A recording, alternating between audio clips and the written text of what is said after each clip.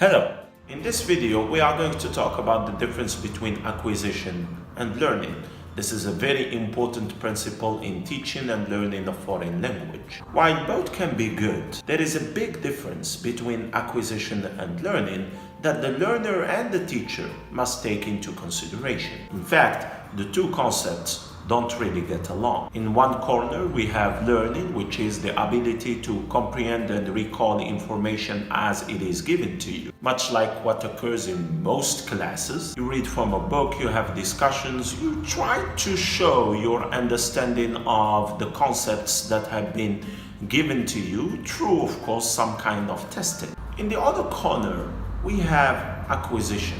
Acquisition is much more than simple learning. Acquisition means that you not only learn, but apply those principles in the real world. And when it comes to language learning, acquisition is the true only way by which we can measure student success. This means that you are able not only to understand and recognize vocabulary, words, and grammar, but you can also use the linguistic structures that you have learned in a way that is fluid and automatic. In some sense, the idea behind acquisition is that once you leave the comfy confines of the classroom, you can actually use the language that you were given to write, speak, listen, and read in the real world and in real contexts. What does that mean? It means that in language learning and teaching, the one that always wins is acquisition. Well, some might say that acquisition is only possible when you are a child acquiring your first language, your native language. Others would say that acquisition is only possible in an environment where the target language or the native language is spoken and used. That is basically in a second language environment and not possible in a foreign language environment like in Algeria, for example. So it is important to explain what I mean by acquisition here. What I mean by acquisition and by acquired language in this video is language that you can actually use. We are going to talk about acquired language by focusing on two modes of learning. Douglas Brown introduces the idea of two modes of learning by focusing on the metaphor of the camera. For Brown, using language is like using a two lenses camera, a zoom lens and a wide angle lens. When you are learning a language through a zoom lens,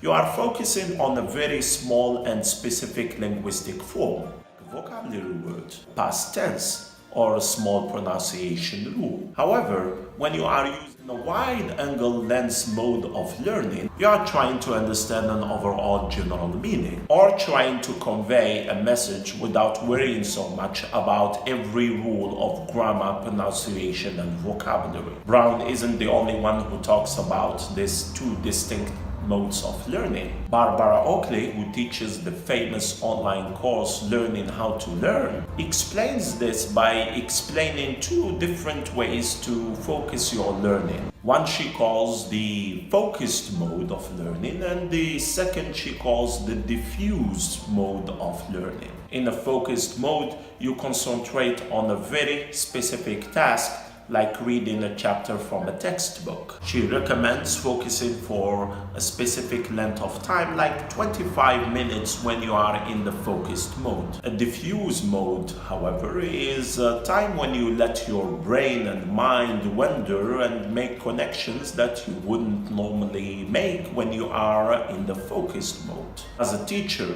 your job is to help students focus on a feature of the language that they haven't been able to notice themselves. But sometimes, having them step back and not focus on every detail and on every mistake. By stepping back, you will help your learners gain understanding of overall structure and gain fluency through use rather than through focus. In this sense, language is a camera, and you are a photographer helping students go back and forth between two modes of learning. In the next video, inshallah, we are going to talk about modes of interaction that are going to consolidate the two modes of learning.